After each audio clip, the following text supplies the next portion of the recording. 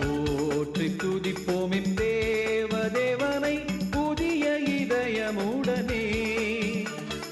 நேற்றும் இன்றும் என்றும் மாறா இயேசுவை நாம் என்றும் பாடி துதிப்போம். நேற்றும் இன்றும் என்றும் மாறா இயேசுவை நாம் என்றும் பாடி துதிப்போம். இயேசு என்னும்